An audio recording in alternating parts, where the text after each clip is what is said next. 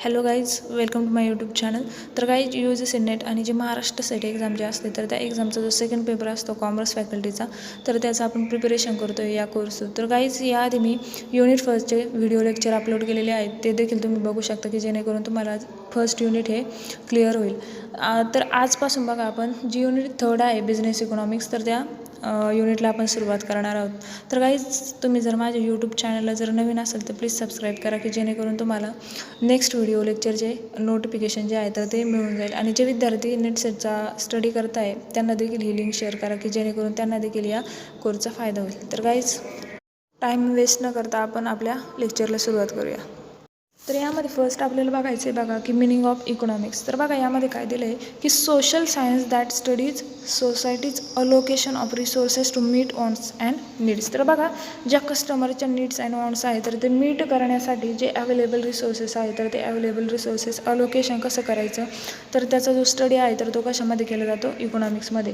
तर बघा, त्यानंतर काय सांगितलं आहे की more generally the social scientific study of resources or wealth management, production of new material goods and services, distribution of benefits among individual and groups, investment and consumption. तर बघा, यामध्ये काय सांगितलं की इकॉनॉमिक जे आहे तर ते कशाचे डील्स करतं, तर प्रोडक्शन की कोणत्या प्रकारे आपले गुड्स आणि सर्व्हिसेस ज्या आहे तर त्यांचं प्रोडक्शन कसं करायचं, म्हणजे प्रोड्यूस कसं करायचं, किंवा कोणत्या प्रकारे त्यांना डिस्ट्रीब्यूट करायचं, कोणत्या प्रकारे इन्व्हेस्टमेंट करायची, तर प्रत्येक गोष्टीच्या रिलेटेड असतं हे.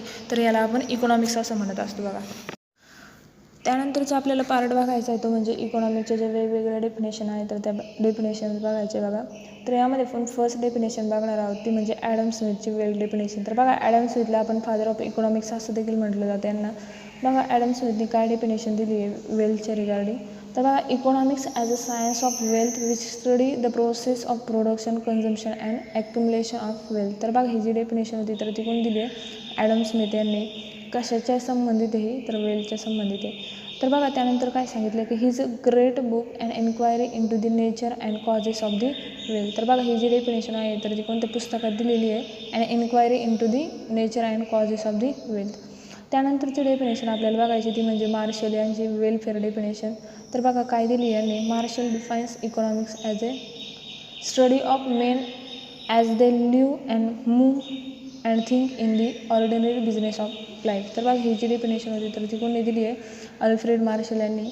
त्यानंतर सांगितले आहे की Alfred Marshall in his book principle of economics publish in 1890. तर बघा, ही जी डेफिनेशन आहे तर ती कोणत्या पुस्तकात दिलेली आहे, प्रिन्सिपल ऑफ इकॉनॉमिक्स हे जे पुस्तक आहे तर ते कधी पब्लिश केलं आहे, 1890 साली. त्यानंतरची डेफिनेशन आहे ती म्हणजे रॉबिन्स क्रायसिटी डेफिनेशन. तर बघा, ही जी डेफिनेशन आहे तर ती काय आहे ते बघूया आपण.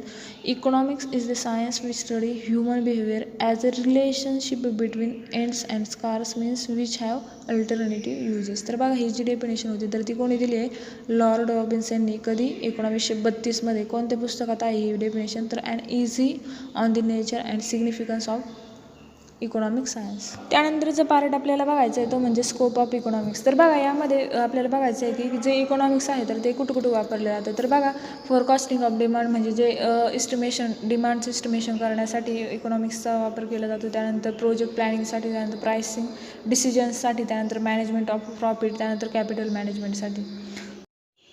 त्यानंतरचा पार्ट आपल्याला बघायचं आहे तो म्हणजे मॉडर्न ब्रँचेस ऑफ इकॉनॉमिक्स. तर बघा, यामध्ये 2 ब्रँचेस आहे, एक म्हणजे पॉझिटिव्ह इकॉनॉमिक्स आणि दुसरं म्हणजे नॉर्मेटिव्ह इकॉनॉमिक्स. तर बघा, यामध्ये फर्स्ट आपण बघू की पॉझिटिव्ह इकॉनॉमिक्स. तर बघा, पॉझिटिव्ह इकॉनॉमिक्स जे आहे तर ते प्रेझेंटवर फोकस करत असतं, म्हणजे करंटमध्ये काय चाललं आहे तर ते बघितलं जातं. तर बघा, यामध्ये काय सांगितलं आहे की positive economics is a stream of economics that focuses on the description, quantification and explanation of economic developments, expectation and associated phenomena.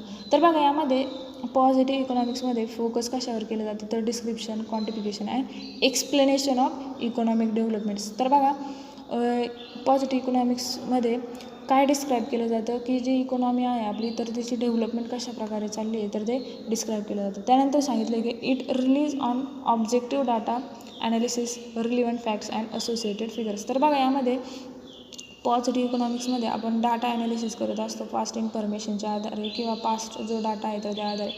त्यानंतर सांगितलं की it attempts to establish any cause and effect relationship. तर बघा, positive इकॉनॉमिक्समध्ये establish केलं जातं की cause effect relationship म्हणजे बघा कॉज आणि इफेक्ट रिलेशनशिप म्हणजे काय तर एखादी गोष्ट होती तर ती का होती तिचं कारण शोधलं जातं. त्यानंतर सांगितलं आहे की it focused on mainly what is. तर बघा पॉझिटिव्ह इकॉनॉमिक्समध्ये काय फोकस केलं जातं की काय होतं आहे म्हणजे काय चाललं आहे तर हे फोकस केलं जातं. त्यानंतर बघा example of positive economics statement. तर बघा जे पॉझिटिव्ह इकॉनॉमिक्स आहे तर त्याचं आपण एक्झाम्पल बघूया.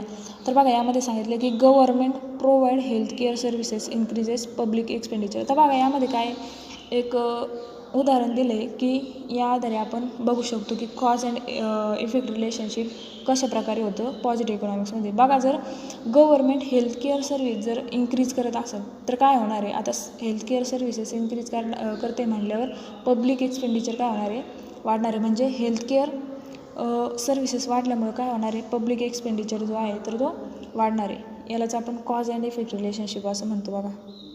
त्यानंतर बघा जे पॉझिटिव्ह इकॉनॉमिक्स आहे तर ते फॅक्ट बेस आणि व्हॅल्यू जजमेंट आहे. त्यानंतर आपल्याला बघायचं ते म्हणजे नॉर्मेटिव्ह इकॉनॉमिक्स. बघा नॉर्मेटिव्ह इकॉनॉमिक्स जे आहे तर ते एकदम अपोजिट आहे पॉझिटिव्ह इकॉनॉमिक्सच्या.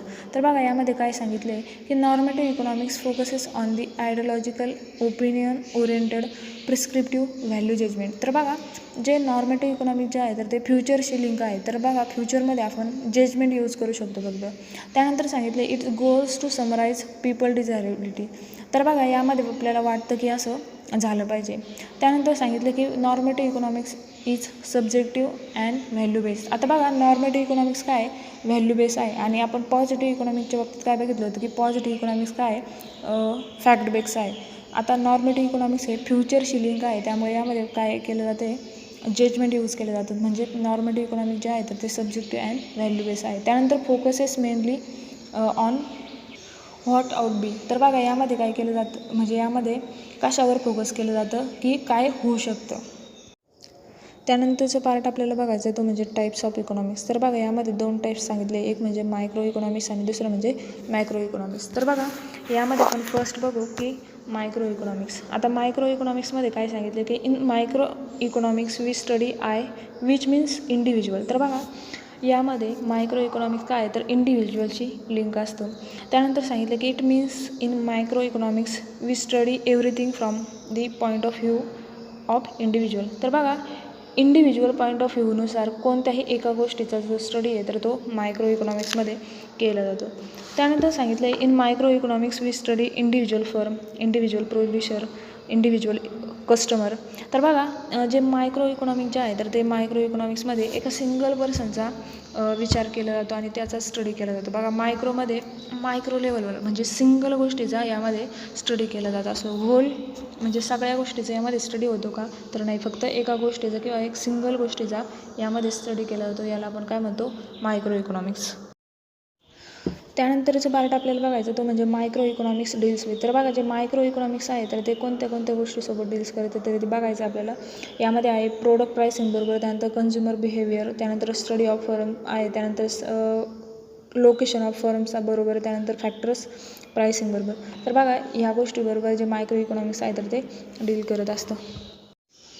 त्यानंतरचं पार्ट आपल्याला बघायचं तो म्हणजे मॅक्रो इकॉनॉमिक्स. तर बघा मॅक्रो इकॉनॉमिक्स जे आहे तर ते नॅशनल लेवलवर स्टडी करत असतं. बघा in macro economics we study which means aggregate. तर बघा मॅक्रो इकॉनॉमिक्समध्ये होल गोष्टीचा अभ्यास केला जातो, पूर्ण गोष्टीचा अभ्यास केला जातो. आता मायक्रोमध्ये आपण काय बघितलं होतं तिथं फक्त सिंगल गोष्टीचा अभ्यास केला जातो, परंतु मॅक्रोमध्ये काय केलं जातं सगळ्या गोष्टीचा विचार केला जातो किंवा सगळ्या गोष्टीचा अभ्यास केला जातो. त्यानंतर सांगितलं it means in macro economics we study everything from the point of view of totality. बघा टोटल गोष्टीचा यामध्ये अभ्यास केला जातो. त्यानंतर in macro economics we study about aggregate demand and aggregate supply.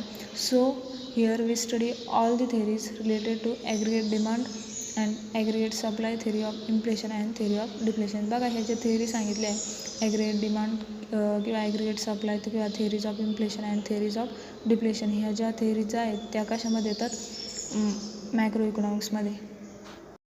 त्यानंतर आपल्याला बघायचं आहे की मॅक्रो इकॉनॉमिक्स डील्स विथ. बघा मॅक्रो इकॉनॉमिक्स कशासोबत डील्स करते ते बघायचं आहे. तर बघा नॅशनल इन्कम बरोबर, त्यानंतर ट्रेड सायकल बरोबर, त्यानंतर टोटल एम्प्लॉयमेंट, त्यानंतर इन्फ्लेशन, त्यानंतर टोटल आउटपुट. तर बघा ह्या गोष्टीबरोबर जे मॅक्रो इकॉनॉमिक्स आहे तर ते डील करत असतं. तर गाईज आत्तापर्यंत आपण काय काय बघितलं त्याची इन शॉर्टमध्ये समरी बघूया. तर बघा आपण यामध्ये आपण फर्स्ट बघितलं होतं की मिनिंग ऑफ इकॉनॉमिक्स, त्यानंतर स्कोप ऑफ इकॉनॉमिक्स बघितलं, त्यानंतर ज्या मॉडर्न ब्रँचेस आहे इकॉनॉमिकच्या पॉझिटिव्ह इकॉनॉमिक्स आणि नॉर्मेटिव्ह इकॉनॉमिक्स ते बघितलं. त्यानंतर आपण जे टाईप्स आहे इकॉनॉमिक्सचे तर ते 2 टाईप्स बघितले, एक म्हणजे मायक्रो इकॉनॉमिक्स आणि दुसरं म्हणजे मॅक्रो इकॉनॉमिक्स. तर गाईज व्हिडिओ आवडला असेल तर नक्की कमेंट करा आणि ज्या कन्सेप्ट समजल्या नाही ते देखील सांगा की जेणेकरून मला ते नेक्स्ट व्हिडिओमध्ये मेन्शन करता येईल. तर गाईज तुम्ही जर माझ्या यूट्यूब चॅनलला जर नवीन असेल तर प्लीज सबस्क्राईब करा की जेणेकरून तुम्हाला नेक्स्ट व्हिडिओचं नोटिफिकेशन मिळून जाईल. आणि जे विद्यार्थी नेट सेटचा स्टडी करत आहे त्यांना देखील ही लिंक शेअर करा की जेणेकरून त्यांना देखील या कोर्सचा फायदा होईल.